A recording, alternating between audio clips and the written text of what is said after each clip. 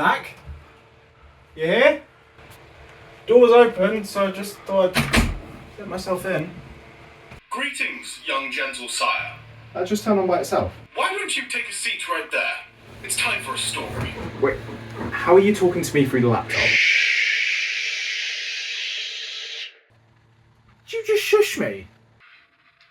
Young sir, I believe there's something behind you. Yeah, it's fucking war, mate. And what the fuck do you want with me? Don't make me laugh. I am going to be telling you a story. A story about Doctor Who. Yeah, that's all well and good, but what about all the fourth wall breaking? You're not going to explain that?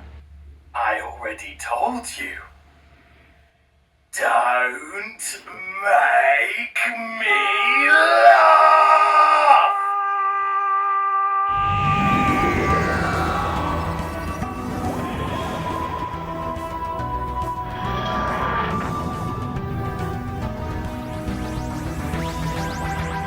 I just had a really funny idea of how to start this. Like, we couldn't film it so I'm crawling out of the monitor at you. Yeah. But at this point, we just got to get on with it and do the review itself. Hello! Hello! Welcome. You dropped these Yeah, thank you, mate. through the virtual world. Yeah, thanks to somebody. Don't know who. That wasn't me, right? No. I would never steal your glasses like No, that. you wouldn't. You or wouldn't. caress your face. Or caress my face Or and then- fondle your brain with my fingertips. Yeah, that was an experience and a half. It reminded me of primary school. Welcome to the Review in Space. Yes, I'm hello. here with this fine distinguished gentle sire today. Hello. And we're going to be reviewing Doctor Who. That's the entire point of this podcast, in case you missed that Was it? memo. I thought we were doing Star Trek. Sorry, next episode. Mate, I can't. I'm sorry. Marc Carlos, people who've watched the channel know you, Yeah, right? They may yeah. not. You might have slipped under the radar if people only watch my channel for Doctor Who. Yeah, because 'Cause- we've never done a Doctor Who video before. No, we've together. done Doctor Who content before, but Yeah. it's never been up on this channel particularly. Like, we've done a skit about a Dalek, we've done... What else have we done?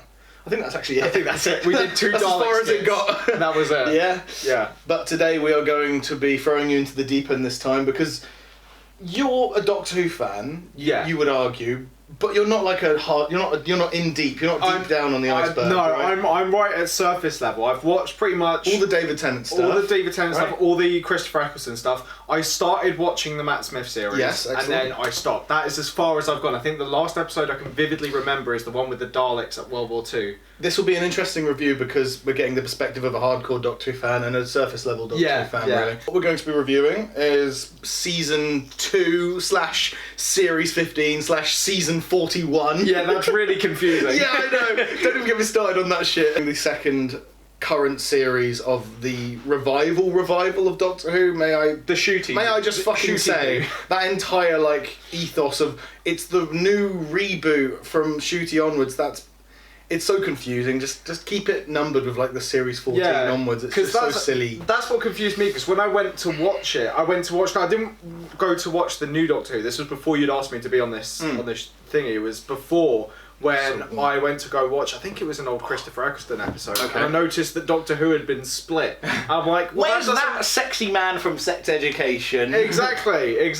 Where's Eric Effield? Shooty Gatwa. Shooty Gyatwa. Yeah. May I just fucking say, first of all, I don't know how you know my feelings of Doctor Who at the moment, but I wasn't I mean, I didn't hate it like other people, but I wasn't over fussed on the Jodie era per se. Yeah. I didn't hate it like some people. I was more irritated with some of the writing decisions in that era than the acting of her Doctor or the companions necessarily. Yeah, that's what I've heard a lot of people say, is that it wasn't necessarily her acting capabilities, it was the script she was given. The script. I mean, I'm not saying there weren't awesome scripts in her series. I'd be one of the people that would defend a great many stories from her era, like Nikola Tesla's Night of Terror, Eve of the Dalek. The list goes on. We're not talking about that era here.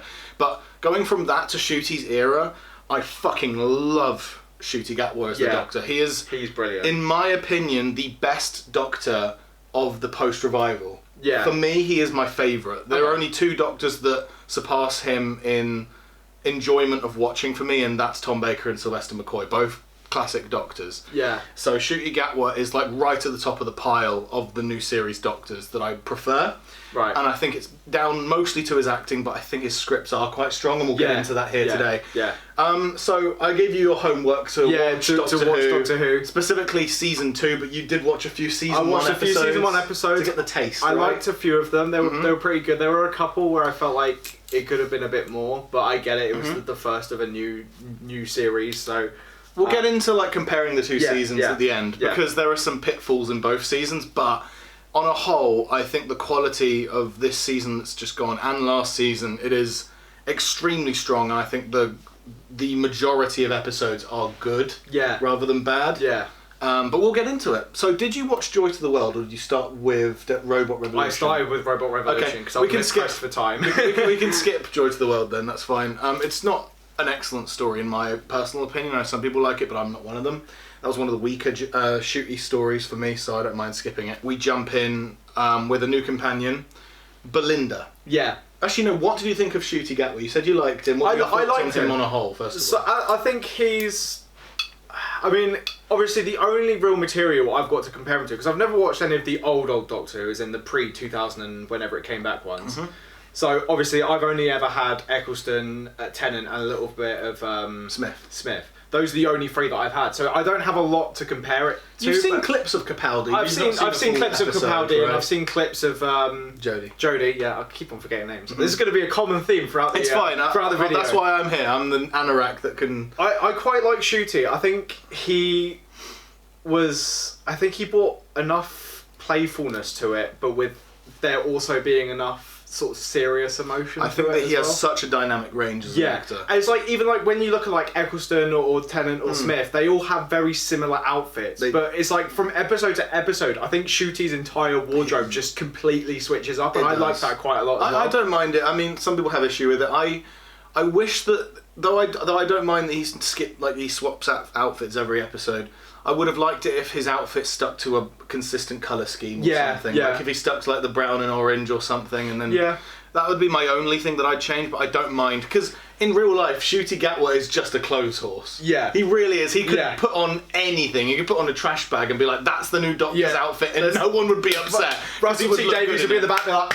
Cinema, absolute cinema. He's a really good actor, and I think he was very suited for the role. Oh, he's stupidly good. Yeah. I always said this when he first joined, after his first episode, I said, fuck, this guy is too good for us. Yeah. He's too good for Doctor Who. He can do so much better. And we'll obviously spoilers for the episodes going ahead, so leave now if you haven't seen the season, but Ncuti Gatwa leaves. This is his second and final, which fucking sucks. But I'm not exactly surprised. I feel like Doctor Who was holding him back because his career is skyrocketing right now. He can be like a lead role in a blockbuster in 5 years, like 100%, maximum. You know what I mean? Like, he's just stupidly talented. He did such a great job on Sex Education, and he was in Barbie as well. He was great in that. I just think that he's just an excellent fucking actor. And I think to have that versatility of playing all those different roles and being able to execute himself quite well in all of them is really a testament to how good of an actor he is. And, truly.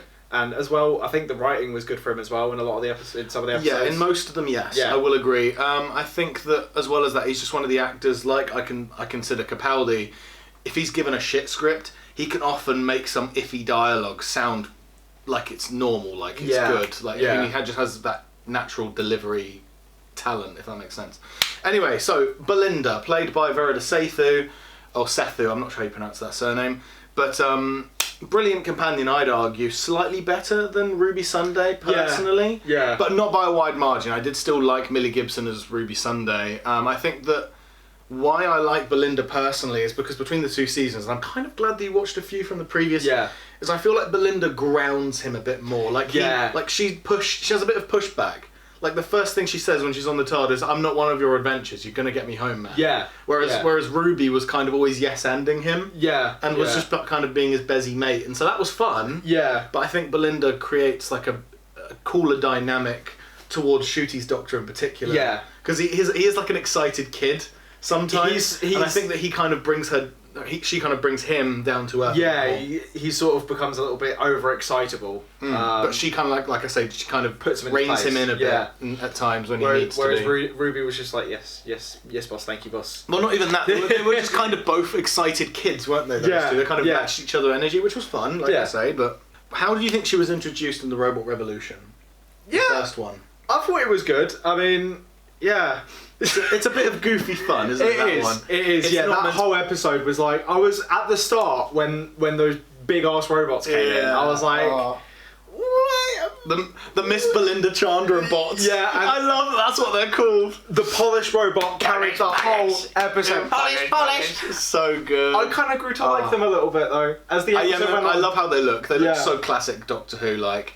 That's what I was thinking. I think when I was watching, and this just stands for the whole series, I kept on trying to make comparisons to old Doctor Who. When I then remember that old Doctor Who was completely different to like, by old Doctor Who I mean like Eccleston, Tennant, those specific 4 or 5 seasons before we went to Smith. Yep.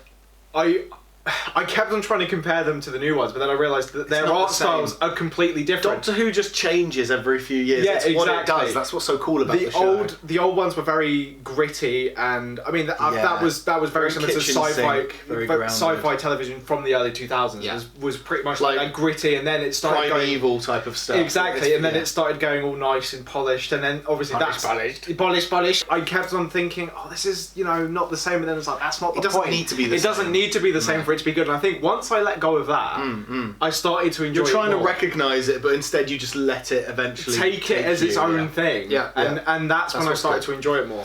I think the Robot Revolution is one of the weaker ones of this season, but I don't think it's an awful episode. It does what it needs to do, which is set up Companion and Doctor and TARDIS. And then obviously it does the whole thing quite naturally. I like to compare these two episodes, Space Babies and Robot Revolution, because they do very similar things. Yeah. They kind of set up the season, they kind of give you the basics like Last of the Time Lords, Two Hearts, all that shit, right? Yeah. And this episode, it does it a bit more naturally than Space Babies, I feel. Like with the whole X-ray blanket thing, that just feels like a very natural thing. And I like the dynamic of Doctor Nurse. Robot Revolution is fun, it's bubbly, it's slapstick, it is goofy. I will say, I think that one side character that gets introduced and promptly disposed of. Yeah. What was her name? Sasha. I can't remember. I think that's. That shows how influential this character is. But they kind of set her up as a big character death, and she was just brought in for that one moment, and the Doctor was so torn up about her dying, and it's like, well, you got to make the audience care about her as well, guys. You can't just leave it to Ncuti to pull the weight with his acting skills. You got to add some substance to it. Yeah, exactly. So, it's like, oh yeah, here we go. Some random characters go, oh, Ncuti's crying. This totally isn't going to happen again every other episode. There's that writing inconsistency that I'm not fond of, and then the other one is how Alan is quickly disposed of, and it's like he seemed sympathetic when he was had the robot random. Oh no, he looks like he's trying to break out. Yeah. And then he's just his death is played off as a joke when the polish monster scoops up his sperm. It's or whatever. It's just such a bit muddled tone, isn't it? A little bit, and I think the whole thing about him being them all misreading ours AI. I know. I was so goofy. That's so. I mean, just look at the machine he's in as well. Yeah, exactly. So goofed, doesn't it? But I kind of get it. And what did she say something about space incels?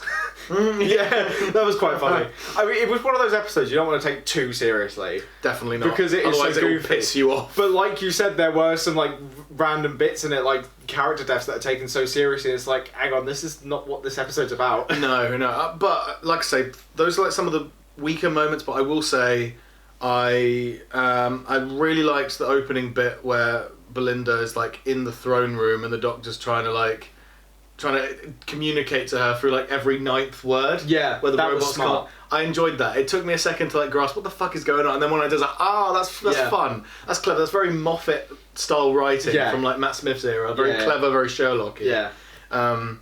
But as for introducing Belinda, it worked. I feel like the Earthbound stuff at the beginning felt a bit tacked onto the front, like her being in a flat share. Yeah. That stuff didn't really go anywhere. And Rip the cat, by the way. I know, the cat! That was the worst death of the whole series. Not even episode, the whole series. Tragic. We see a cheeky old lady next door, which we'll reach that plot point at some point, but we'll bookmark that moment with Mrs. Flood, and how she pricks the fourth wall. Yeah. Even though that never really gets resolved. But anyway, we'll reach that point when we reach the finale. Yeah. Anyway, but no, Robot Revolution, on a 1 to 10 rating, I wouldn't rate it very high. I don't hate it though, I do find it fun, but as you say, you can't take it seriously, otherwise you're just going to be lost and confused. So like maybe like a 6 out of 10, 5 out of 10. Yeah. It's probably where I'd place it on the scale. But I like I said, I don't mind it. I think that the sets are brilliant. Yeah. Fucking love the set design. Good. You can tell Disney's put a lot of money into this. And I just love the design of the robots and like the scenery, like the big throne room and then the bunker below it. Yeah. Like, I don't know. They really cared. There's a lot of love that's gone into with this episodes series, like this, these fun bubbly episodes, you can tell that they were having fun behind the scenes filming it. Yeah. You know, there's something about it on set.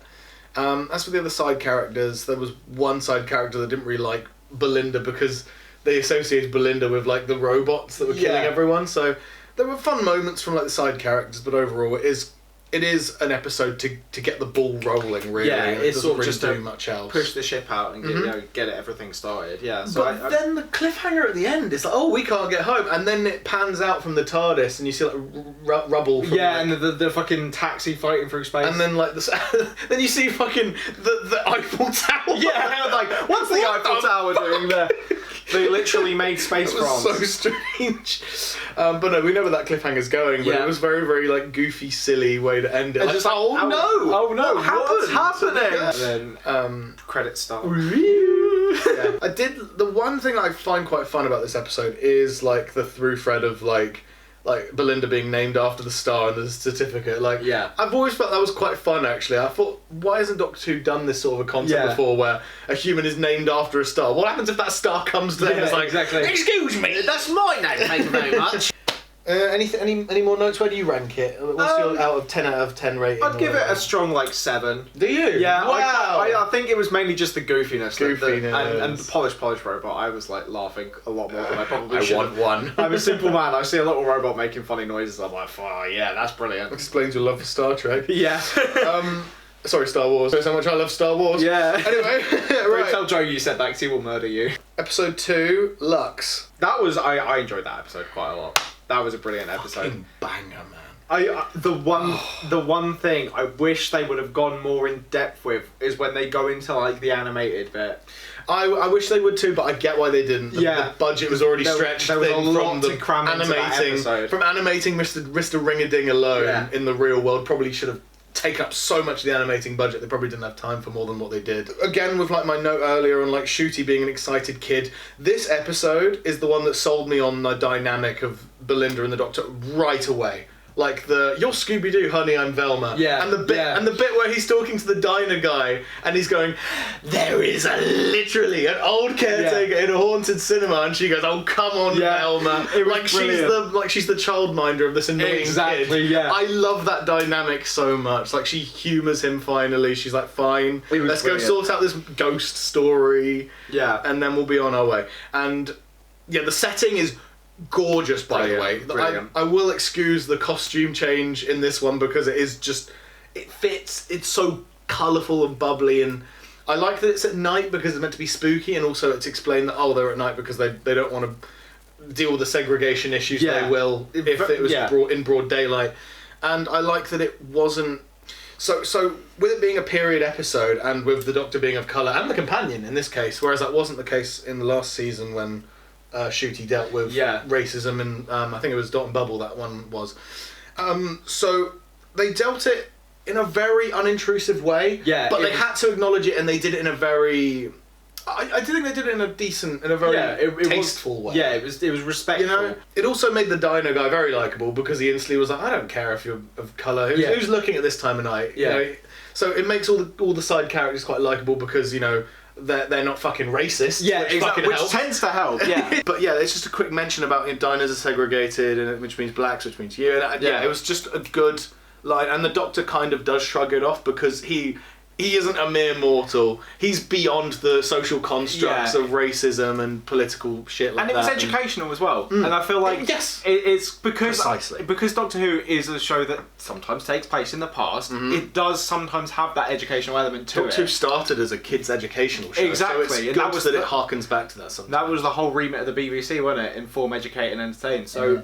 I actually appreciate it, and there are more themes to like slavery and stuff in the later episodes as well in that series. That's true. That's a good point. We'll get to that. And there's I just remembered about Story in the Engine. What a banger. Anyway, so one at a time. Lux. So the diner stuff was quite good. I enjoy I think that sometimes with these setup-y moments, it can feel dragged out. I don't think so. I think it went on as long as it needed to, and then when they went straight into the theatre and they got on with the meat and potatoes of it. I love Reginald Pye as a character. He is not a morally good or bad character. He just he's grieving for his wife, and that's his character, and I really like that. Really compelling. Might I just fucking say, rewind, that cold open at the beginning of fucking Lux it was brilliant. One of top 10 best cold opens of Doctor Who. It's first of all funny, it's ominous, it is shocking, and it's such a great hook at the end where he reaches through the screen at them. Oh my fucking god, I just love, the bit that makes me giggle always is when that dude goes, "This is a silly cartoon." He goes, "What did you say? What did you just say?" Just such an original villain as well. Oh yes. I'm so glad that they've done this as an idea. Yeah, I feel like looking at it independently as a story was just brilliant. And the animation was seamless from and Riggeding to real life as well, so fucking good. And seeing the Doctor interact with him when he shows up finally. I fucking love. It always gets me when he gets the bit where. You can't escape from me! And then the music starts playing. It's like, never got no choice. And he has to dance along to the music. And he's like, I'll get you. I'm Mr. Riggeding. I fucking love that energy. And Mr. Riggeding has been stuck in my head for the last week. Yeah, and also, you know the actor Alan Cummings, yeah? Yeah. He is the voice of Mr. Riggeding. Oh, no way. Yeah. Oh, wow. He fucking nailed it. He has charisma with just his voice. Yeah. God damn, did he nail that energy that he needed for that, early 40s Disney-esque cartoon of Steamboat Willie era cartoon character. Yeah, it was really good. And they really play with it well as well. When he slides under the door because he's a 2D character, you know. And I was just so the voice. Fucking cool. He was so cheerful, but I think his cheeriness is what makes him so ominous. Yeah, and unnerving. Fucking hell, so good. It was an episode I really enjoyed watching. It was such a fucking fascinating one. It was so creative and outside the box. I loved it. Just to whiz through, I don't think there's any moment that I dislike in this episode. I think the bit where the Doctor climbs through the telly to the fans went on a way too long. Yeah, it felt a bit too cheesy as well, a bit too cringe. Yeah, but I like they had that moment. I just wish they trimmed it down in place for some more moments. I feel like if they shortened it, the comedic timing would have been a lot better. But I do like the fact that they show up after the credits as well. Yes, or during the credits, be like, "We're still here." Whee! It was like that. That was kind of funny. It was. I like it. Yeah. So that was good. The way that they defeat Mr. Riggeding was pretty apt. I think that's quite fitting for him. And I just think it was overall extremely strong episode. I've got no notes really. I think it was fucking good. I quite enjoyed it. I like that. The Doctor explaining that he's last of the Time Lords, and his regeneration energy comes into the climax as well. How Mr. Riggeding wants to use it to build a body and all that shit. It was just really strong episode, and once again that cheeky madam shows up at the end. Yeah. What is she doing there? So episode 3, The Well. Boy howdy! Oh fucking hell! Yeah, I did not think they could top Lux. Yeah, going into this one, I when that aired on the morning, because the episodes air at 7 in the morning, by the way, this season, which was rancid. Yeah, it's better than midnight. Not much better. I see what you did there. But the previous season did actually air at midnight. Yeah. Oh, right. So okay, I thought you were making a reference. I was. Plot point in the episode. Very clever. I had that plot point spoiled for me before I even started watching that series. No, I didn't. Because I watched it blind and I was so happy. Because it came up on my TikTok and I was just browsing through. You know what it's like. It's 3 a.m. You're just supposed to be up for 4 hours, doom scrolling, and then I see that thing from Doctor Who. I'm like, well. Oh well. What a shame. Now I'm gonna watch some Taiwanese guy build a mud hut for 4 hours. Literally, I get those videos and they'll be like out in the jungle, they'll build like an entire housing estate. Entire fucking like water park. Literally, it's like Jesus Christ, and I can't get St Albans District Council to fix a pothole. The Well is. I don't know if it's the strongest of the season, but fuck me, It was up there. The cold open is a bit like rushed, but besides that, there's nothing wrong with it. I don't think. Yeah. I think the exposition for it is brilliant. Like the shots of the planet's surface when they land. Beautiful stuff. Like the Disney money went to that CG, and I'm very happy for that. The VFX in this series are so good. Also, the tone is immediately different in this one. Like they get into the base, and you see that you see those like dead legs hanging out of like the dorm room, and you're like, fuck, we're going like dark this episode. I felt the tension in that episode. It was like just watching it. It's like something's gonna happen here. It's gonna be quite big, and it takes so long to get. Oh, it's a good build. It's such a good build. It's such a good build. Like you see like the dominoes fall for like the different clues that will come up later. Like half of them were shot, half of them were assaulted. And the broken mirrors as well. And then we meet Alice. Yeah. I've forgotten the actress' name, but I'm gonna find it because she deserves a mention. I recognise her. Oh, it's Rose. Eiling. No, that's right. Rose something. Rose Eiling Ellis. Yes, that's it. That's her. That's her. Fucking excellent actress. Appreciation moment for how talented she was there. Brilliant. But also, we don't fully trust her at first. So I feel like just so many layers to this character that I just absolutely love. But I also really like the commando lady as well. I forgot her name, but she's quite good. I also liked the dude that didn't really trust the Doctor because he isn't an unlikable character. Yeah. If you look at the story from his perspective, like some dude shows up, flashes a zappy device, and then somehow his lead officer is taking orders from this stranger. Yeah. And he's pissed off, and so he takes charge. I don't blame it from his perspective. His motives make sense because these people have just come in and said, "It's not just unlikable. Like he clearly has logic to him, and he has his own POV that you can get behind. Maybe you won't personally agree with it, but." Yeah, he obviously gets people killed, but like I said, from his perspective, what would you have thought if you didn't know who the Doctor was? No, I agree. If someone came in and just some random stranger starts barking orders at me, I'm going to be like, who the fuck are you? Who are you? Like, if someone came to my work and started telling me what to do, I'd be like, nah, hang on a second, you can sit right down. Real good character, him. And also, I just love the tone of this episode as well. Like, even from just like lines of dialogue, not even seeing the monster, like lines of dialogue, it came out the well. They all went mad. They're so like.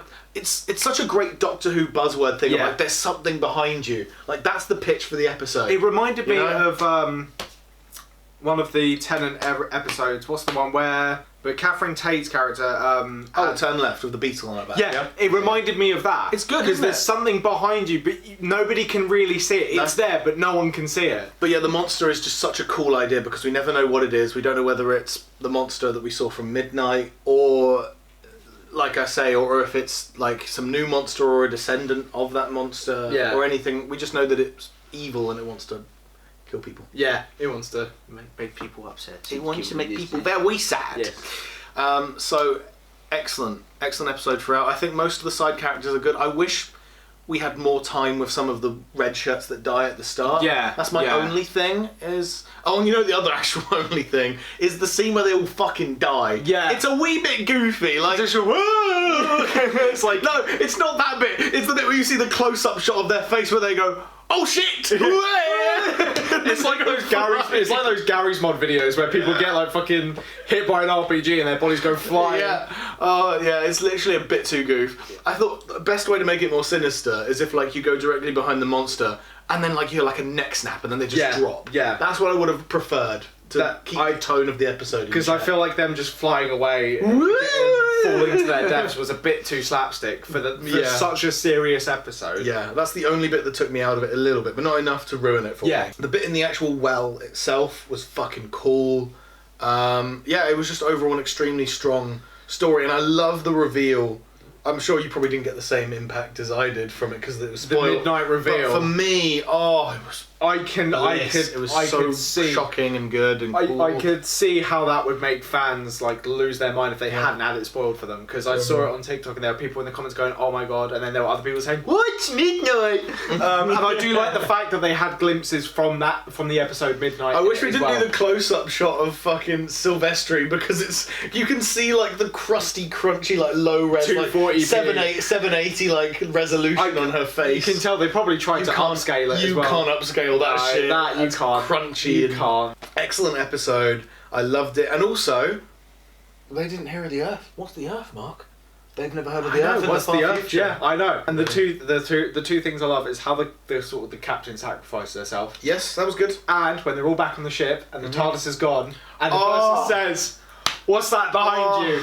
Fucking cinema. Yeah. And also the was clue about how that thing got on there, because you see like the airlock thing and there are only 2 guards and then Alice, and then it says 4 in there even though it's only meant to be 3. Yeah. So you see the clue there and then you see the payoff at the end. I'll be honest, I missed that. It's so cool. And I will admit, like, you people are like, "Oh, why would the Doctor stay back?" Because of course the monster's gonna catch up to them. Yeah. But it's such a doctory thing to be like, "No, I need to see it. I need to see this monster." And so I kind of forgive it because it's a very doctory thing to do, to want to face the thing that you've been fighting. Exactly, yeah. I think so. I think it's a very doctory thing. So I don't mind that bit.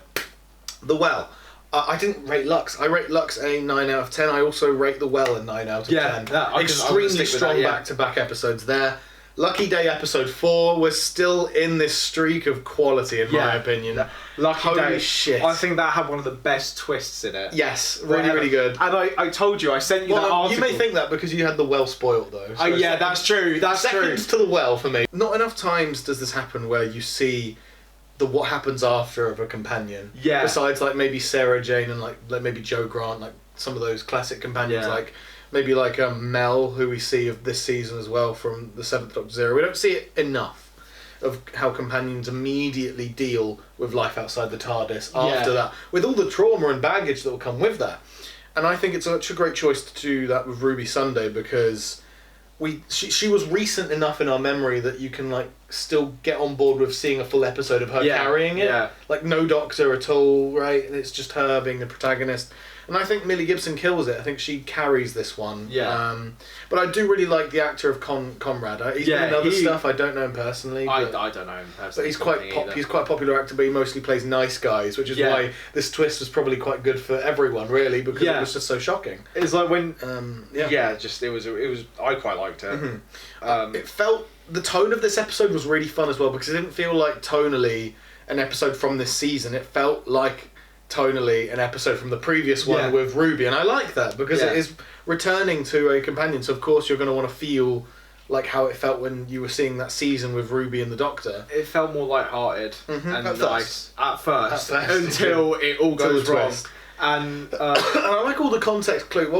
So I think I kind of bought into Conrad and Ruby's relationship. I don't feel it completely contrived. Tiny bit rushed, but I think that's just the 45-minute episode format that's done that in a little bit with this one. But I think the Shriek were a cool monster idea, quite straightforward, and you learn about the rules of them and how their saliva can track you with your blood and all that shit. I like how that's explained and how that comes back later.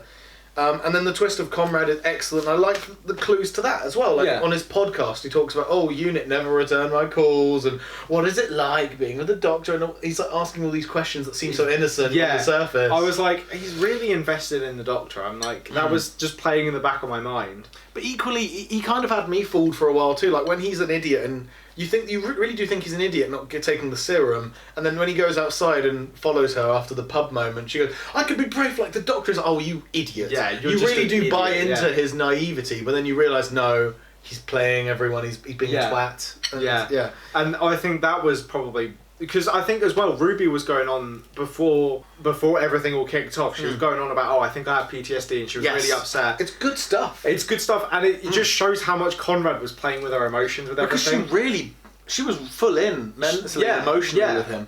And might I just fucking say, Cherry Sunday is just one of the funniest, best characters of all of Doctor Who. Also love Carla, but it's Cherry Sunday is the MVP of this episode once again. Yeah. Obviously the twist happens and we get like more stuff with Unit.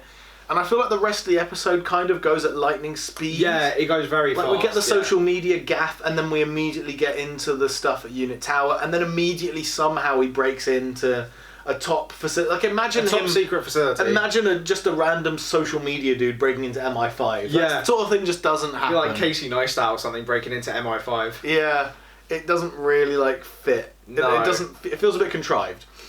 So there's that. I have a little bit of an issue with, and then the other thing is, I wish that it was resolved with not Kate actually like threatening his life, really, but playing her own prank of like a guy in a rubber costume. Yeah. I would have liked it if she turned the tables on Conrad and did the exact same prank on him that he did on you. Yeah, I feel like it would have been.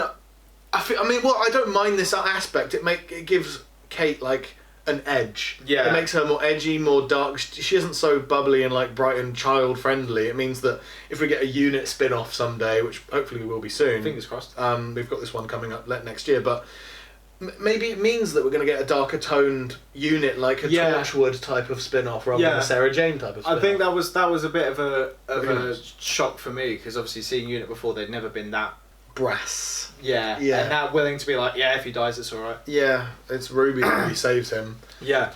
Which I would have preferred it if not, but it's a creative choice, so I can't really fault the episode for a creative choice like that, because it doesn't hurt the episode. No. It's just a preference thing for me. Yeah. But yeah, it's just Conrad getting into the building somehow. Yeah. But yeah. there were mentions that he had someone on the inside though. But that dude is like, he was never explained how he got in contact with him, and like it just he so easily infiltrates the top level of the Unit towers, and I'm like, there really was no one that stopped him getting up there, like besides one guard on the stairs. All right, mate. Yeah, that makes sense. So it's just a bit rushed, a bit contrived. But overall, I really enjoyed this one as well. I think it was a really good one besides those few issues. I would say seeing the Doctor at the end was good. And we get a darker edge to the Doctor as well, threatening him. Yeah. It feels a bit like it aged like Milk, though, with like how he threatens and tells Conrad his future. And then Conrad's future is not that at the end of all this. It turns out to be completely different. And I'll get on to like Conrad's ending when we get to the final episode of the series, but it feels like a bit of like a nothing burger with hindsight. But in the moment, it was a good standoff between the Doctor and Conrad. Yeah. And I like the cold open where we see young Conrad, and he interacts with the Doctor and Belinda, and he's still trying to get Belinda home, but they land in 2007 and 2007. 2007. What a year! That was so long ago. I know. Well, Kill me. Yeah. Yeah, and I also like how it kind of comes full circle. How Conrad spoils that because he's going to meet Belinda, and then that harkens back to the first episode when the Doctor goes, "Someone told me your name, and now I feel like fate is bringing us together." It's a fun sort of like full circle moment. Yeah. So that's cool. But yeah, Lucky Day, another solid one. I'd give it like an 8, maybe a 7. Yeah, 10. 7.5, 8 out of 10 for me. I think Pretty damn good. Pretty good. It just the pacing is a bit off towards the back half of it, but it does sort of it very quickly changes tones. A bit of contrivances there as well, but honestly, I enjoy what they tried. Yeah, I think for what it was a good episode. Now, this story in the engine. Oh my fucking god! I can tell you quite like it. It's so good. It's so good. The stylization of like the window and the Doctor's acting and the fucking barber shop scenery and even the marketplace scene at the start. It was very diverse. So good.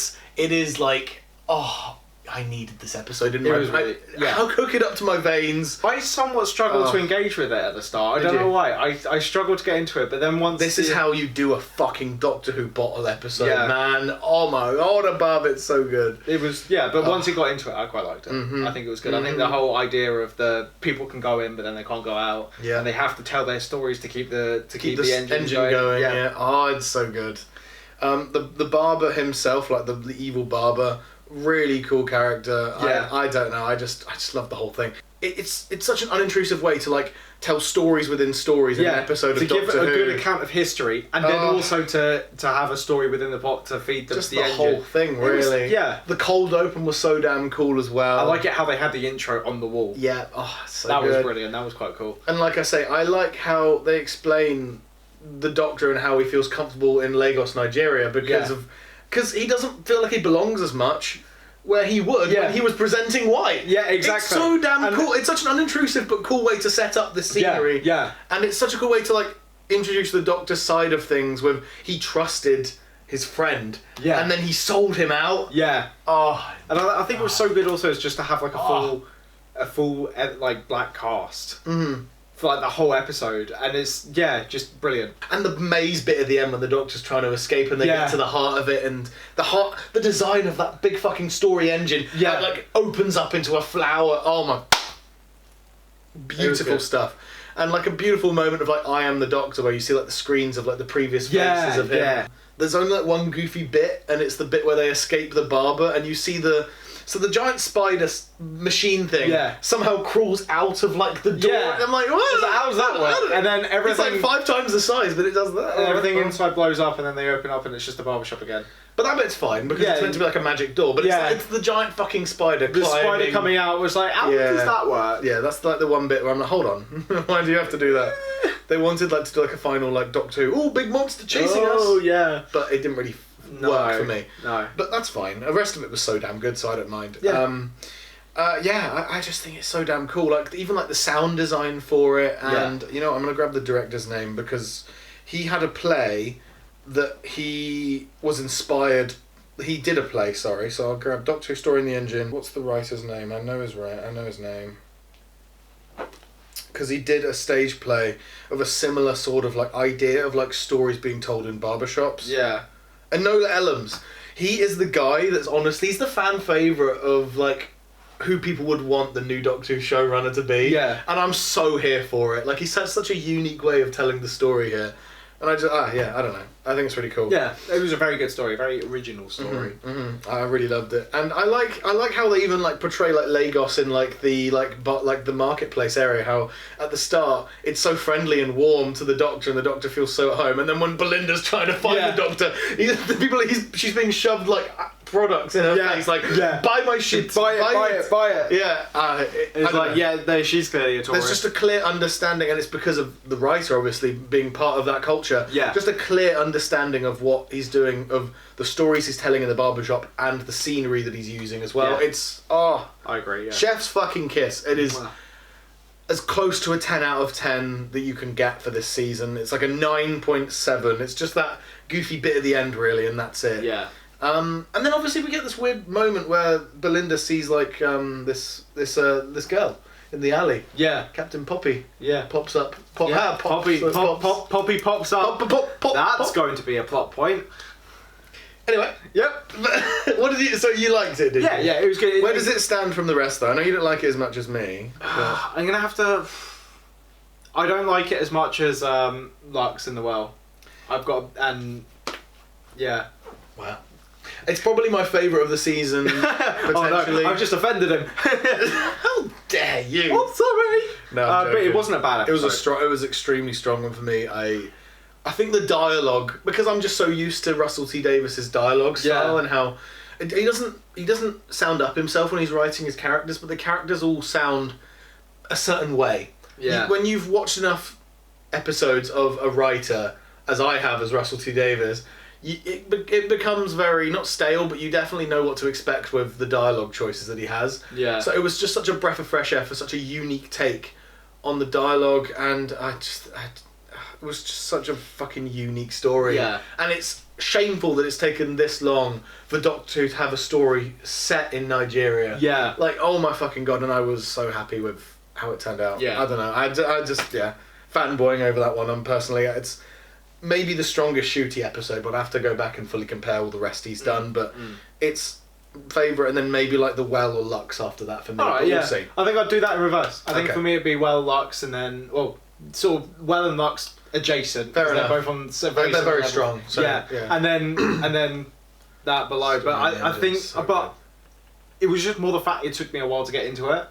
I feel like if I'd become it, this might just be my... Maybe a rewatch would be warranted. Yeah. Because I've watched this so many times, and every time I watch it, I like it more. Yeah. But on original watch, I enjoyed the scenery and the stylization and everything. But then every time I watched it more, I let every single moment that the characters were talking about soak into me. I'm like, I think just how vibrant it was as well.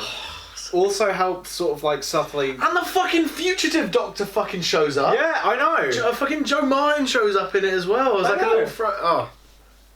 What was there not to love? Anyway. Yeah, I think if I watched it again, I'd like it more. I think so too. It grows on you. Yeah. I think it does. Right, Interstellar Song Contest. Yeah, 10 out of 10. Duggadoo, that's all that's what I need to say. Duggadoo, I swear to God, this was all over my TikTok view page. Was it? For months. I was getting clips from the BBC. I looked on YouTube, there was a 24-hour live stream of Duggadoo. It was stuck in the back of my head. My partner hearing me sing it was like, what the fuck is that? Duggadoo, Duggadoo, Duggadoo, Duggadoo, Duggadoo, Duggadoo, la la la. Oh my God, I can't get it out of my head. Fucking beautiful brain rot. But yeah, I liked it. I liked it too. The moral like muddiness of like the Doctor's side that he takes. Yeah. On the side of like the big corporation over the Hellions. Yeah. That bit I didn't like at all. I think that he kind of villainizes Kid a lot. Yeah. Considering he doesn't end up killing anyone. No. Wait. No, he doesn't end up killing anyone, does he? He tries to, he certainly tries to, but he doesn't ever succeed. So I feel like the Doctor's brash reaction towards him feels a tiny bit harsh. Like, well, I don't know, because it felt like a massive switch for me. Because I know obviously he's triggered about the idea of about 3 trillion people getting killed with the Delta Wave. But they don't die, do they? But they don't die. I think an early draft of the script, I think what happened is, I know we're jumping to the end here and we'll talk about the episode in order, because I do love this episode as well, but this is like my one hang up on it. So I feel like an early draft of the script was that all those people out there died. Yeah. And then if that were the case, the Doctor's reaction was more than warranted to like shock him into oblivion. And then Belinda's reaction, I think regardless of that moment, Belinda's reaction of like, no, holding the Doctor back, like a sort of like when Donna holds the Doctor back from like the not the Arachnos, the Arachnos. When the Doctor tries to drown the Arachnos. I think so. Yeah. I think so. It's kind of that sort of moment of the companion needing to be there to rein the Doctor in and stop him from doing something he'll regret. And I think that side of it really works. How the Doctor thinks that Belinda's dead. Belinda thinks the Doctor's dead. Yeah, so that bit's quite cool, and the reaction of seeing him torturing Kid. Yeah. It works in isolation. It's just that the Doctor's motives towards being so harsh on Kid was a bit unjustified, in my opinion, based on how the episode turns out and how bubbly it ends up being, with no one really dying necessarily. And I love that Ryland makes an appearance as well. Yeah, he's like an action. Ross. I know. And what's his name? Graham Norton. Graham Norton was in it as well as the hologram. Oh, I meant to say. I was like, when did Jonathan Ross appear? I meant to say. Hello, Doctor Who. I'm Jonathan Ross. I fucking love the fact that Ryland's in it first of all, and seeing the Doctor Who Unleashed episode, that's like behind the scenes, seeing like Ryland like geek out about being on the TARDIS, and a member of Cat Kind is there as well, who's French. Yeah, I know. That's like the first time I've seen Cat Kind since the Tennant era. Yeah, I know. I think that for might me, be the because last I don't know. I think that is the last time. But really? Anyway, who knows? I might be wrong. I don't know. There's been a lot of Doctor Who episodes since then. Yeah, quite a lot. If you haven't noticed, there's been a Smith, a Capaldi, and a woman. And a Whittaker. And a woman. I actually watched something with Jodie Whittaker in it as well. This is going back to Jodie Whittaker. I know you did. You watched the finale. Yeah. Wait, we'll get to that in a minute. Yeah. But yeah, so Interstellar Song Contest is good. I think it further solidifies just how far the chemistry between Belinda and the Doctor's come. Like how they're willing to just like they park up and then they're like, oh, we gotta stay, Doctor. Yeah, we gotta stay. And then they're sat there and she's talking about her as a kid watching Eurovision, and then the Doctor's like, oh, and they're all getting on. And Mrs. Flood is there. Yeah, she's there. We'll get to that when we get to the end credits of that, but anyway. And also, let's not hang up on that. But the one twist that I sort of picked up on quite early was the singer who's also trapped there, and she seems oddly invested in Helion. So I'm like, she's one of them. The first bit, like the rooftop scene, and how like everyone, like the shot with like the Doctor trying to zap the thing and seeing all the bodies flying up behind him. That bit in particular made my jaw drop. I'm like. Yeah. And then the TARDIS fly up, and then the Doctor. I'm like, shit, we're really doing this. I thought it'd be a fun, bubbly Eurovision style episode, and we've done this, and it's like, holy shit, what a great way to hook me. Yeah. So I really enjoyed that scene in particular. They really killed it there. Yeah. Except they didn't. They didn't kill people. And just the Duggadoo, man. Like it was on in the background at one point. I couldn't focus on anything but Duggadoo, man. Yeah. But then the Doctor fucking flying through space on a fucking confetti cannon. That was brilliant. So fucking. And when he flies in, it goes. Yeah, he just. It's like, did I use the confetti cannon to fly through space? Yes. Yep. Can. It's like, yes. So that fucking is. good. Oh yeah. I think that's the word I would describe Ncuti in this series. Is he brings enough campness to it. He does. It's brilliant. Oh, Love it. I fucking love his Doctor, and I love it. This episode was really fun. Besides that one hang up I mentioned, it was good, and it was a good resolution on the Hellion stuff with Cora. That's her name. Cora. Yeah. She sings like a forbidden song from Helia on the Insta Song Contest, and it's a nice sort of like resolution to that plot point. I didn't like how much the Doctor lent on the Eurovision side of it than the underdogs being the Hellions. That's the one bit that I didn't really appreciate. But besides that, it was an excellent fucking episode. It was, and, yeah, I just kind of wish the deaths did stick in some way, you know? Part of me did. Yeah. Because it felt like a bit... Well, maybe not. Maybe I'm happy that everyone lived. Yeah, I mean... I'm fine with it, actually. Maybe. I don't know. I mean, there's pros and cons to each. Yeah, I mean... Yeah, I'm kind of happy that everyone lived, just because it's happy ending. There was only a little bit of terrorism, you know. But and then the bit where Jonathan Ross. You mean Graham Norton? Graham Norton. The Irish hologram. Yeah. Graham Norton. You Where can he tell how talks much he about- watches terrestrial television other than Doctor Who. I love TV. Never got a job in it or anything. Yeah, no. So he talks about how the Earth died millions of years ago, and then oh shit, we got to save the Earth, and then we see the fucking TARDIS doors blow off. Yeah. What? And then we get the reveal of Mrs. Flood, and okay, so she's the Rani, Yeah. which is fine. That bit's not the thing I have a hang up on. I think it's just the underwhelming nature of like the fact that a lot of stuff doesn't ever get answered, like why does she break the fourth wall? Why the fuck does bi-generation still happen? It should have been a one-time thing, and it was explained like it happens so rarely, and then suddenly after It's the Doctor happened doing again. it a year ago, fucking the Rani does it. I'm like, I mean, it does leave the door open for the Rani to come back, but I just wish it was the other Rani that fucking died. Yeah. Because I wanted fucking Charlie Punjabi, I think she's called. Yeah. She fucking kills it as the new Rani. Yeah. I just wish it was her that survived as the Rani, because I Not want just- to see her back. not- She so fucking good as the Rani. Yeah. That's the one thing that I'm so happy about, that we got her. That was the one thing I noticed as well. Was just like, why did the stupid old bin have to survive? She's Brian May's wife, I'll have you know. Oh, really? Yeah, she is, yeah. Nina Dobson. Oh, But, yeah. did not know that. But she doesn't act anywhere near like the Rani does in the classic series. Whereas, like, just the cunning, cold, scientific mind of the Rani, like, Yeah. chef's fucking kiss. I wish that she didn't die. Yeah. I wanted her incarnation to live on. I want to see more of her. She I would have nailed liked for it to have been open for her to return in a later series. Understood the Rani back to front, front to back, up to down, top to bottom. Chef's Brilliant. kiss. But yeah, so that cliffhanger was fun with, she's the Rani, cool. But we had the 2-part finale to come, and I was still open to, okay, they can still explain why the fourth wall's being broken everywhere, right? Yeah, and then... Of course they will! Yeah. But no, and then the next episode is a fucking fever dream. Oh my god, So I didn't mind the next one. The next one's called Wish World. We'll Yeah. kind of deal with them in order, but they are like a full Yeah. 2-episode jobby. So Wish World in isolation is quite a fun idea and concept. So it's meant to be like, what's happened to the Earth? Why is the Doctor not the Doctor? And in fact, John Smith. Why do people not remember anything? And why do the cups keep on breaking?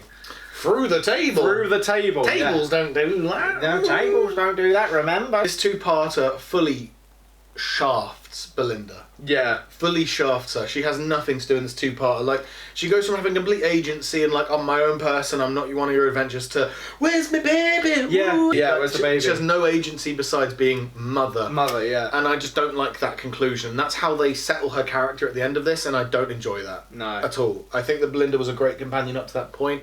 She still is in this 2-parter, but she's just overshadowed by this dark cloud of, you know, the stereotypical thing, like if you don't know what to do with a woman in a story, sideline her and give her a baby and that'll be her agency. You know? Like, that's exactly the sort of thing that I don't want to happen in 2025 Doctor Who, thank you very much. But anyway, that's just my own hang up on it, I guess, but hopefully other people will share that sentiment. First of all, I love the redesign of Unit. Yeah, and how that they're was at brilliant.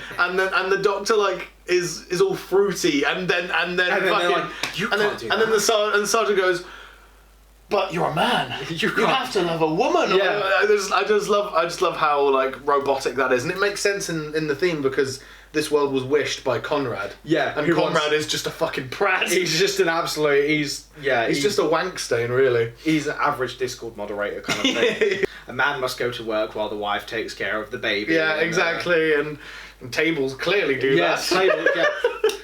Obviously, he dreamt of a world based off of the 2004 hit Half-Life 2, where things sometimes go through other objects. And Yeah. So so that bit's quite cool. I like the giant bone beast things. They're quite cool looking. We'll get onto them in part 2. But for part 1 alone, they're a cool mystery. Like, what are they doing there? they're just big dinosaurs. Even though they don't get an explanation, but whatever. If not friend, why friend shaped? Big bone dog. And then, you know what? I love that Shirley's back as well. Because no, she was in Lucky Day, I forgot. Shirley's like one of my favourite like unit employees, by the way, of recent years. Seeing Shirley again was cool. And seeing what happened to all the dispossessed. Yeah. Because, like, of course, where the fuck are they going to go in Comrade's perfect world where the perfect archetypal human doesn't involve them? They go to a massive homeless But that area leads to, like, the conspiracy and leads to Ruby's story moving forward as well. So it worked, and I thought it did quite well at not just shoving every unit character in the unit building for a fucking change. Yeah. So that stuff was quite cool.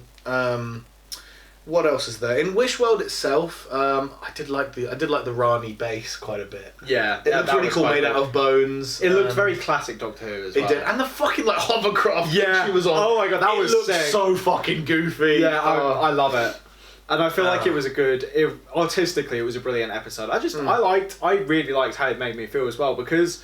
Obviously, you're watching... In isolation, part 1 is quite good. Yeah. It's just part 2 that kind of makes part 1 age super poorly. Yeah.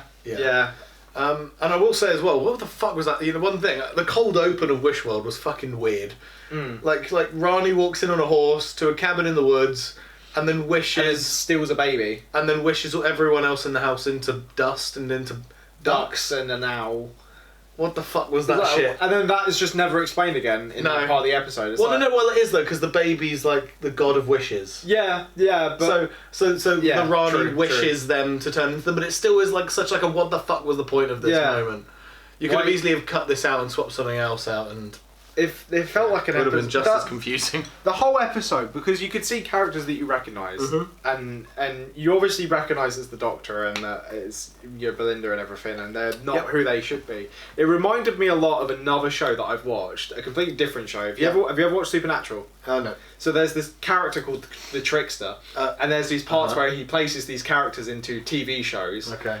To make it, and it felt like that. It felt like these characters have been ripped up into a completely false world that you know isn't real. But obviously in Doctor Who it's executed differently. That's just my personal take back from that. It's kind of like a Who's Who thing, isn't it? It's kind of like a Where's Wally thing. Yeah. But the whole unsettling and like the occasions where Ncuti doubts for a second and everyone's like super serious and then like a thing falls through the table. That I feel like for me built up a lot of like really like eerie tension. It's like this is not in isolation. It's a good episode. I just wish that it was paid off well. So the cliffhanger is quite cool. The Rani basically reveals her plan and they dance. It's quite a very theatrical thing to happen, but I quite like it. I don't mind it, and the dynamic between the two Ranis is funny. I just wish that Anita Dobson had a bit more to do. Yeah. But at the end of the day, we need as much time with Archie Punjabi as we can because, you know, she gets killed off next episode. She gets killed off for no reason. So, it's such a shame because she was such a good Rani. Anywho, the cliffhanger comes along and we hear the name drop of Omega and you're like, what the fuck? They're bringing back Omega now too? It's like, what the... And there's also the God of Wishes being the baby. There's a lot of stuff to pay off now because the world is falling apart and the Doctor's falling to his death and God knows what else is happening. And then episode 2 comes along. So do you know the context of Magic Door? No. So Joyce of the World was an episode.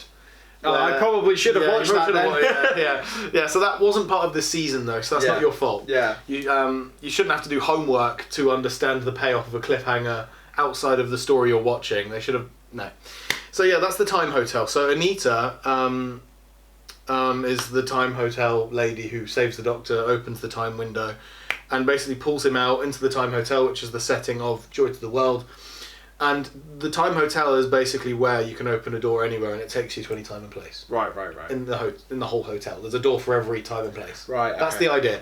And she basically got hired there at the end of that episode, and now she's here saving the Doctor because time is skew with.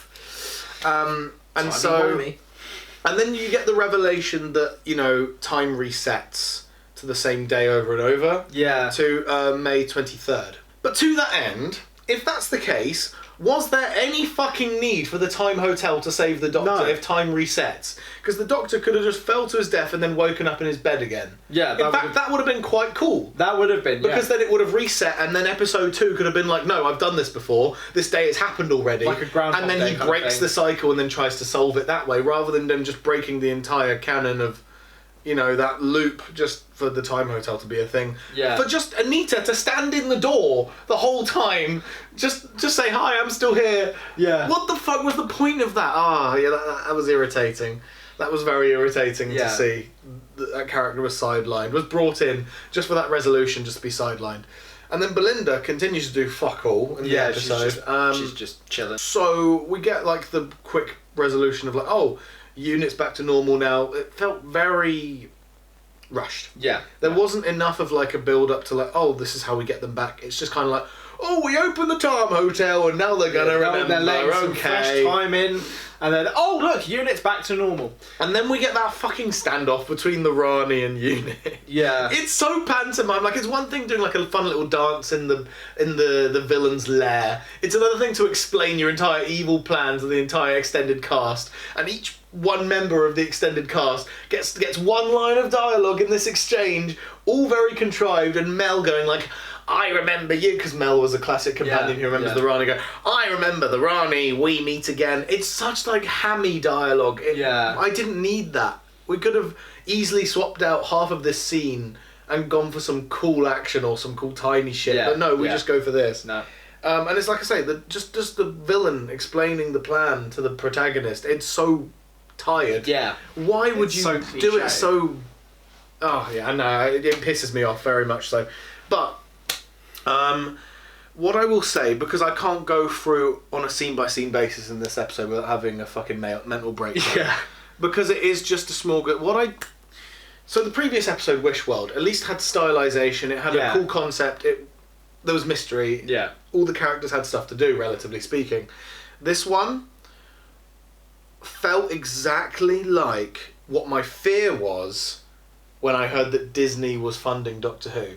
Because what this felt like was a big, bloated, over-budgeted Marvel movie with big CGI battles with no stakes, where no characters die, nothing changes hands. It's just the unit tower shooting at these bone beasts. Do any of the characters die? No. Do the bone beasts fall? No. They're just everyone's Does the the same. Rani die during any of this action? No. Does the Doctor? No. Does any of the companions? No. Too many inconsequential actions. Exactly. It's just CGI fighting for the hell of it. Yeah, it's just And because that's exactly what I feared this entire season would be. But luckily it's just confined to this episode. Yeah. But it still pisses me off that it happened at all, because there's so many better ways. Like I said, a much better way to pitch this episode is just to start the loop again. Yeah. And part 2 to be part 1, but the Doctor remembers part 1 now. Yeah. And he's trying to like pull the pieces together and try and stop it before the end of this next day where everything falls apart. Yeah. But no, instead we break all illusion of like stakes, and it's just like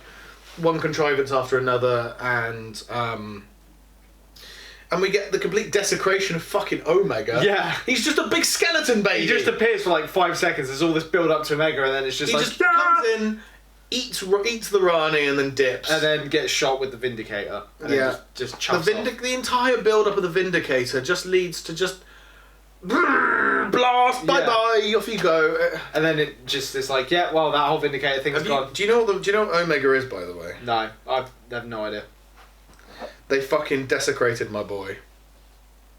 Doctor Who Omega looks like this. Oh, what? How does that become that? Exactly, thank you. How I'm does- showing him the image from the Three Doctors. How does by it the way, become like guys. this like Giga Chad? It's a skeleton baby, a giant skeleton baby. Yeah, that. Omega, one of the founding Time Lords of Gallifrey. Yeah, because like that. And then he that's turns what I into was this. expecting. That's what. Yes, he was banished to the Underverse. No, he's not a giant fucking skeleton zombie. Okay, fucking idiot. That pissed me off a lot. I won't lie. That was a desecration of a great villain. So there's that, and also, like I say, the unceremonious departure of the Rani just one episode after we get a really awesome portrayal of the Rani, might I just say. Archie, you deserve better. You killed it. You did so well She as did the a very Rani. good job. Please blackmail Russell T Davies to bring you back again somehow. I don't know how. Because when I saw the old Rani, like the old woman, I was like, oh shit, it's just an old woman, isn't it? She's just not a woman. She's meant to be cunning, thoughtless, heartless scientist. Like Evil. That's meant to be Rani, and yet, and then the new Rani, the young Rani, I was like, oh, so good. She means business. Even the costume looks better. Yeah, it's brilliant. Right? Like, it's so good. Yeah, no, she killed it as the Rani. I'm so sad that she was gone already. So now we get into the back half of the episode, which is just a fever dream of just nonsense. Yeah. So the kind of the villains and threats kind of sort out themselves. We get Poppy. Yeah. Which came in part 1, which I didn't mention because there's no need to there. But here, Poppy starts to disappear when time is corrected. Yeah. And also, might I just fucking say, poor Belinda, I've said it before, I'll say it again. They chucked her in the fucking room with the baby just a for the big orange entire box. episode. Yeah. It's like just you for her to sitting do there. nothing.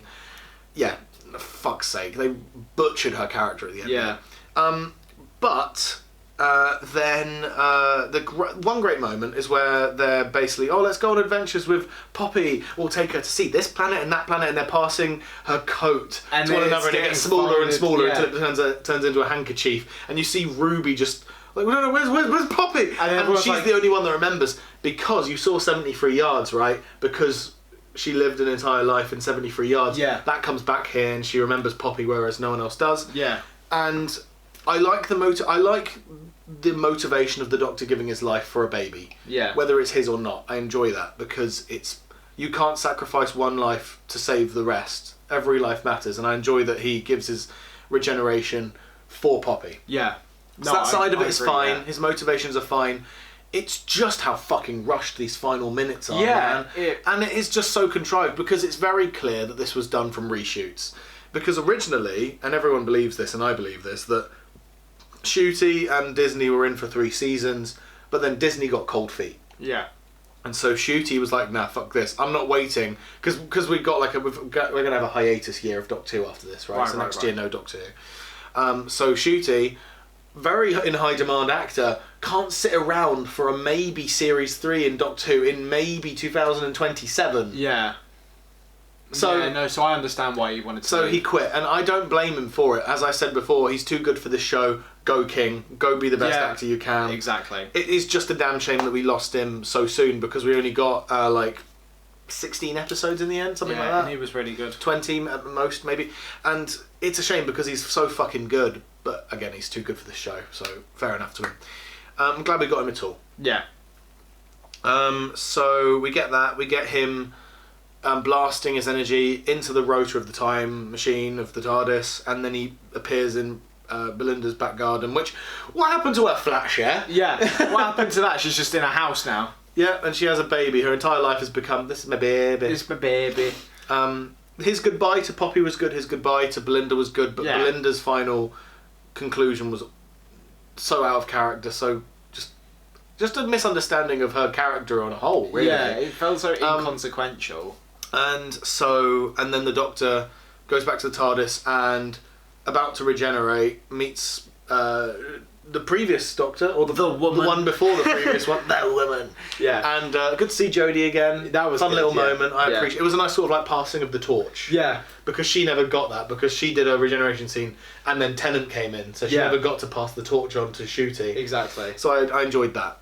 And then he regenerates, and then Billie Piper shows up. Yeah. I'd forgotten about that. But Billie Piper in the credits was never announced as. Every previous time the Doctor regenerated, it's gone, introducing Peter Capaldi as the next Doctor. Yeah. That never happened. In the credits, it just said, and reintroducing Billie Piper. Yeah. And then credits roll. So, probably not the Doctor. It's probably some sort of bad wolf thing, because the Doctor did blast the time rotor of the TARDIS. So, that's probably got something to do with it. The TARDIS has probably been like, oh, bad wolf. Or maybe she's the moment from like Day of the Doctor because Yeah. she came back in that as the moment, or maybe she's just Rose Tyler as the Doctor. Who knows? Yeah, But, that'd be interesting. but I'm hoping she's not a full incarnation because otherwise it's just going to be another. Oh, David Tennant's come back again, and it's like, oh, fuck's sake. It's like, we want to, the old times Let's were good, but try let's and get go the with something ratings original. back in and bring we it want to back to engage real the life. audience. Oh, do you remember this from the last time you felt happiness? So I'm hoping that it isn't like a long-term fixture, Yeah. and she just regenerates into the next Doctor Yeah. after that. Who knows? But we don't know because there isn't a confirmed season planned anywhere in the near future. So Doctor Who might be gone for good, and this might be where it leaves. But who honestly knows at this point? Belinda is the new Doctor. But can I just quickly say, I've heard some inklings about behind the scenes. So the original plan for these 2 seasons of Ncuti's era was that Ruby, i.e. Millie Gibson, was meant to be the companion for both seasons. Yeah. But apparently, this is theory. Apparently, she was a bit of a fucking diva on set. Oh, really? So they had to rewrite her ending in the last season, and then bring in this new companion, Belinda, as a last-minute addition. Oh. Which is probably why we get the ending that Belinda got, because it feels like a better fitting ending for Ruby. Yeah. Because Ruby remembers Poppy in this finale, so she has to be brought back for that. But then I feel like in the original draft, Ruby was then the one that gets stuck with Poppy happily because in her arc she was a foster child. Yeah. And she loves children, and we get the episode of her in Space Babies and the Doctor and Poppy and Ruby. It makes more sense for Ruby's character to end that way than Belinda, that's for damn sure. So that's my theory, and it's a lot of people's theory. But all the same, it feels rushed. Yeah. And of course it does, because it's a reshoot and a last minute rewrite. It's just this final episode is seemingly plagued with behind the scenes issues. Yeah, it feels like it. Yeah, it felt different. It did. It didn't feel the same as the quality that we've had mostly of this season. Yeah. But anyway, we're running out of battery on the camera. Those are our thoughts on the episodes. What are your thoughts on the final episode yourself? Yeah, I mean, kind of mostly talked. No, I agree with a lot of what you said there, and Yeah. I feel like Belinda's ending was a little bit, and it felt like the pacing of the episode changed quite a lot because it's sort of you've gone from everything with Unit and then Omega and then everything else and then Conrad. It feels like it was. Oh yeah, and fucking Conrad gets a happy ending. Yeah, why does Conrad get a happy ending? He was a knob crease. That kind of annoyed me because it almost felt like, oh. So he gets away scot-free, but the Doctor doesn't? Fuck Yeah, it. exactly. That pisses me off a lot. That annoyed me quite a lot. And I really like seeing Jodie Whittaker. Yes. I feel like me that too. was a nice little thing. It was Because a like nice you touch. said, there was no passing of the torch. It was just straight from Whittaker to David Tennant being what? And then it goes to Ncuti.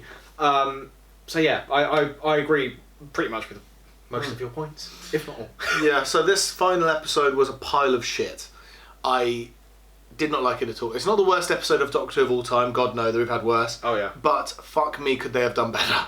They've really butchered the ending of a Doctor that I really love, and still love now, despite his ending. Still love Ncuti Gatwa's Doctor to the ends of the earth, despite how he went out. Yeah. I think the way he went out is fine, it's just the events that got him there were the problem. But yeah, so this final episode is the worst of the season, the worst of Ncuti's era by far, by fucking far. Which is a letdown because there were so many high points in the series before. A lot more, I feel like, than in season 1. Because I feel like in series 1 we had a lot of like episodes. Well, remember though, there were more episodes. Yeah. 13 episodes versus 8. I mean, come on, you can't really compare that. Yeah, no, true. But I will agree this season is extremely strong. Yeah, because I feel like So- season 1 had a lot of episodes that were just in one single location. And it was like, yeah, fair enough, but as the first 2 episodes of a season, you want to have some location variety. In my opinion, but that's season 1. not It's season just 2. my opinion. Actually, I'm Right, thank you very much. Because I decree, because I'm birthday princess. You are. Happy birthday, by the way. We're recording this a few days after his birthday. 2 days after my birthday. I'm They old. grow up I'm so 5 years away from 30 now. Shut up, so am I. I'm Don't talk 5. about that. I personally would have loved to have seen Ncuti regenerate into the Absorbaloff. Come on.